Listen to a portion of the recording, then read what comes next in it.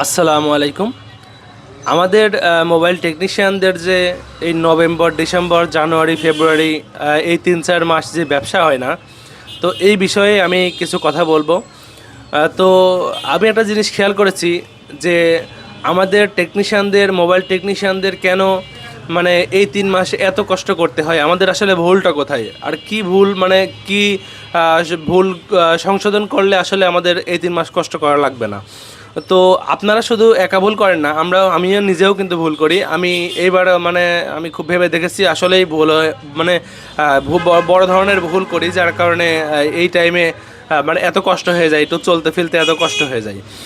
তো আসলে কি, যে আমরা যারা মোবাইল টেকনিশিয়ান আছি, আমরা কিন্তু ভালো টাকা ইনকাম করি। শুধু আমি না, সব টেকনিশিয়ানই কিন্তু ভালো টাকা ইনকাম করে প্রতি মাসে, মানে সব ব্যবসা হিসাব করলে। তো তাহলে এত টাকা ইনকাম করে কেন আমরা এই নভেম্বর, ডিসেম্বর, জানুয়ারিতে আমরা এত কষ্ট করি, বা এত মানে চিপে চলতে হয়, বা ইনকাম থাকে না বলে এত মানে মানে কান্নাকাটি অবস্থা কেন এমন হয়? তো আসলে দেখেন, যে আমরা যেহেতু সারা বছর ভালো ইনকাম করি, তাহলে আমরা যদি এই ৩-৪ মাসের জন্য আমরা একরকম টাকা মানে ৩০-৪০ হাজার টাকা যদি গোছাই রাখতাম, তাহলে কি আমাদের এই লাস্টের এই ৩ মাসে কি আমাদের এত কষ্ট হইতো? অবশ্যই কিন্তু কষ্ট হইতো না। মানে আপনি প্রতি মাসে ৫০০ টাকা করে, ১,০০০ টাকা করে রাখেন, ১,০০০ টাকা করে যদি রাখতেন, বা আমি যদি রাখতাম, তাহলে আমার কিন্তু এই মাসে যা ইনকাম হয় একেবারে যে খারাপ হয় এমনও না, কিন্তু যা হয় সব সব খরচ এখান থেকে মেটাতে গেলে আসলে কষ্টই হয়ে যায়। কিন্তু আমরা যদি মানে মানে যেই মাসগুলো মানে ফেলে আসছে সেই মাসের যদি এই ৩ মাসের জন্য টাকা গোছাই রাখতাম ৩০-৪০ হাজার, তাহলে হয়তো বা এই যে ৩ মাস, এই ৩ মাসে আমার হয়তো বা দোকান ভাড়াটা হয়ে যেত, বা বা বাড়ির যে আনুষঙ্গিক যেই নর্মাল যে খরচগুলো সেইগুলো পূরণ হয়ে যেত, আমার হাত খরচটাও হয়ে যেত। সেক্ষেত্রে আমি মানে দোকান থেকে যা ইনকাম করছি সেই ইনকামে আমি কিন্তু মানে একটু পাশে দেখেন, আমি দোকান থেকে যে ইনকাম করছি সেই ইনকামে কিন্তু আমার দোকান ভাড়াটা দিয়ে ভালোভাবে চলে যেত। কিন্তু আমরা কি করি, আমরা কোনো টাকা পয়সা মানে সেভই করি না।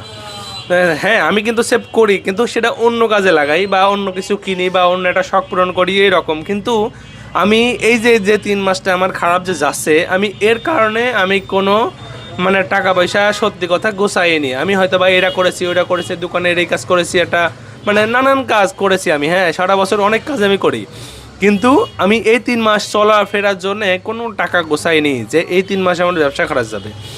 তো আমি এইবার রিয়েলাইজ করলাম যে আসলে এটা আমাদের বড় ভুল, যার কারণে আমাদের মানে মোবাইল টেকনিশিয়ানদের এইভাবে চলতে হয়। তো অনেক মোবাইল টেকনিশিয়ান বলবে, কই আমাদের তো কম হয়নি। আসলে ভাই, কম সবারই হচ্ছে।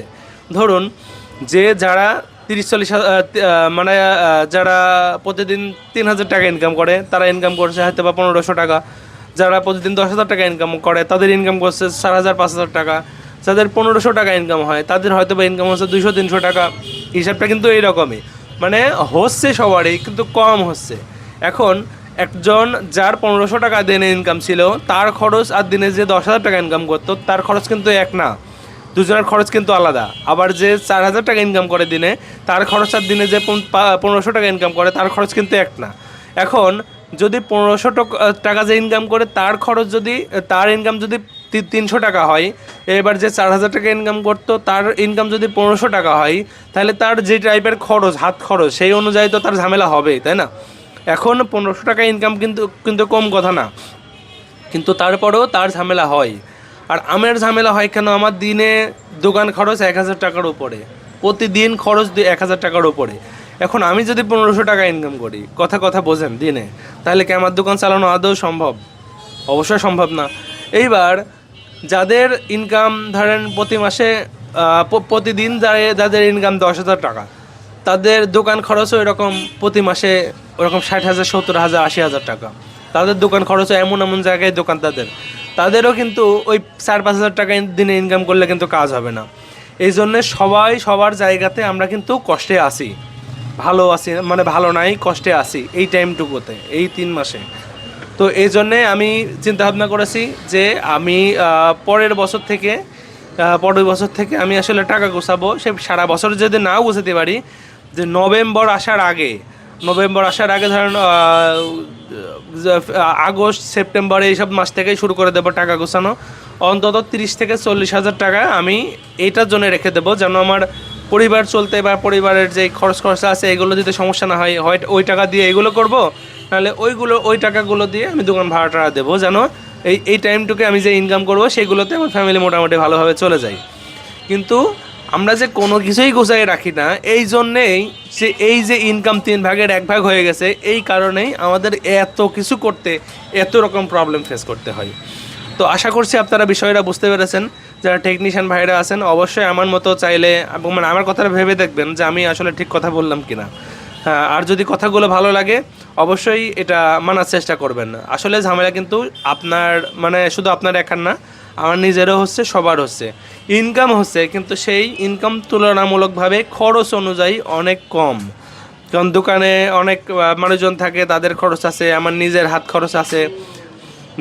খরচ আছে, দোকান ভাড়া আছে, নিজের চলাফেরা, ফ্যামিলির চলাফেরা, খাওয়া দাওয়া, অনেক খরচ, মানে অনেক খরচ। এত খরচ 3 ভাগে মানে 1 ভাগ ইনকাম হয়ে যাওয়াতে এত খরচ পূরণ করা কিন্তু যাতা ব্যাপার না। এই জন্যে আসলে এই ঝামেলাগুলো হয়ে যায়।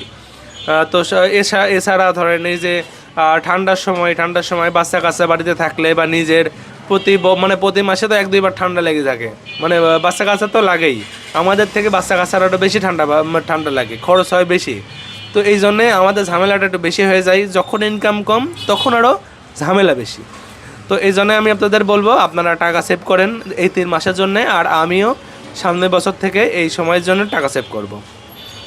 তো সবাই ভালো থাকবেন, সুস্থ থাকবেন, আল্লাহ হাফেজ। যদি কথাগুলো ঠিকঠাক মনে হয় অবশ্যই কমেন্টে জানিয়ে যাবেন, বা আপনাদের যদি অন্য কোনো মতামত থাকে তাহলে অবশ্যই কমেন্টে সেটা জানিয়ে যাবেন। ভালো থাকবেন সবাই।